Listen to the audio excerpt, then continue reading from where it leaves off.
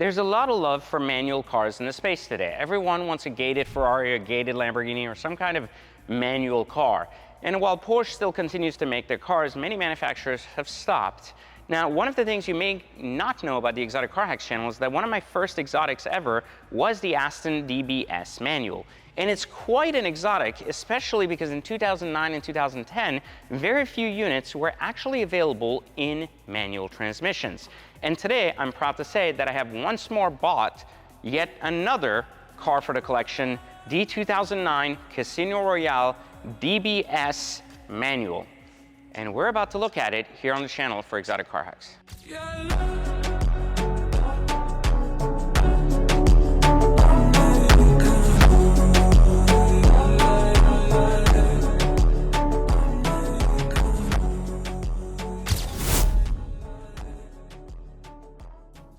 You know, when the car first came out, this is what they called an emotional control unit, a glass key, and I want to show you what this does for those of you that are too young to know. This was an innovative feature that Aston came up with where they put the key in the car and it became the engine start button. So when you push the clutch in, you now get one button because of this emotional key. And listen to it. Listen to this. This is completely stock. And it's amazing that for a 2009, this is what it sounds like. It's fast, it's got a stick in it, no pun intended, and more than anything else, it still looks pretty damn sexy, if you ask me, for an actual old car.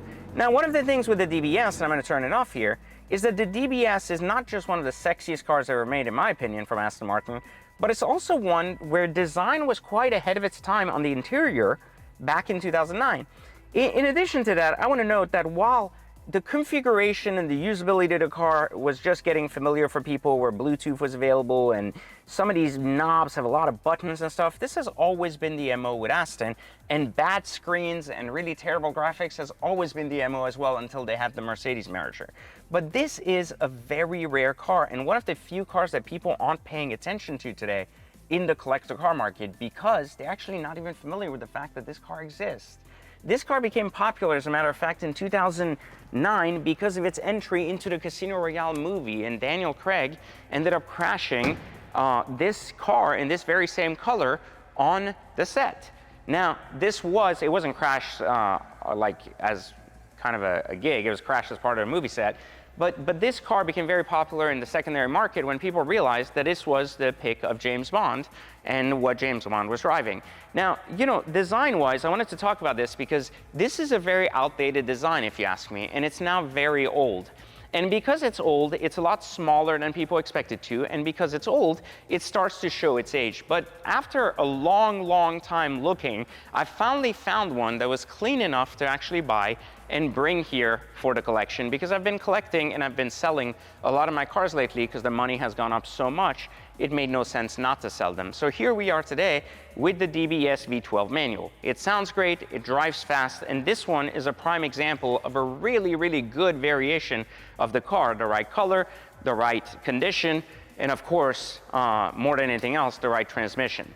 Now, if you're going to be buying a DBS today, there are a few things you should know because you might be new to this and may not actually know how this works. The first thing you should know is that these seats get damaged very, very easily.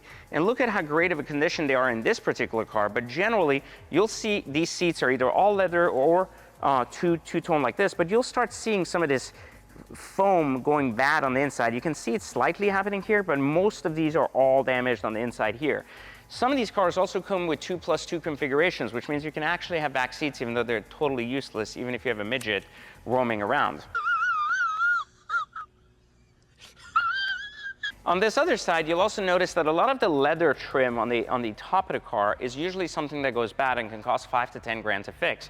This piece is something very important that you should be paying attention to very closely if buying a used DBS, regardless that it's a manual or not. Furthermore, things that usually go wrong are coils, spark plugs, and shocks. Those are the things that typically go bad. And the headlights over time, just like the early HIDs in the specific LP640s, start to burn the inside of the glass. So looking at the headlights and making sure you get a clean car is also very, very important. In this particular case, we found what I believe to be one of the best examples of the car And shout out to SL Motors over in West Palm Beach for actually helping us acquire this car. And therefore, we went ahead and bought it. And one last thing you should just consider if you're buying one of these cars is that these taillights right here seem to show a lot of condensation over time as they tend to leak with air on each side, meaning that the headlights or the taillights specifically, once with the change in temperature and water, could start to show water in them. But other than that, these are pretty reliable and generically good cars. And they've been looked at for quite some time. Back when I bought my first one at 80, 90 grand and sold it for 130, I thought I hit the jackpot. Then they went up to 170, they went up to 220. They finally found a little bit of footing now, roughly in the 190, 200K range. And it's a lot of car for the money. And honestly, a lot of car that a lot of people are not talking about enough, in my opinion, on the investment side. I think manual Astons are some of the best variations possible of these cars anywhere, and very few and far in between. You can actually buy a used Vanquish just as much as you can buy like a used Vantage for very little money. And in a world where all the cars are going up, you're going to start seeing these cars start to skyrocket as much. Now, I will tell you that while you can buy these cars under 200K, they're going to go up roughly 50, 60K in the next 12 months alone. Again, you can quote me on that. All of my predictions on YouTube have become true. Why not this one? So keep an eye on the Aston Martin DBS V12 manual, as in my opinion, it is one of the few markets that has yet to really have its time under the sun, and we expect it to start happening very, very soon. Well, just wanted to introduce you to my DBS. Hopefully you like it. Let me know your thoughts in the channel. You think I'm right, wrong? We'll love to hear your thoughts in the comments. Make sure you like, subscribe, turn on notifications, and I'll catch you next time for Exotic Car Hacks.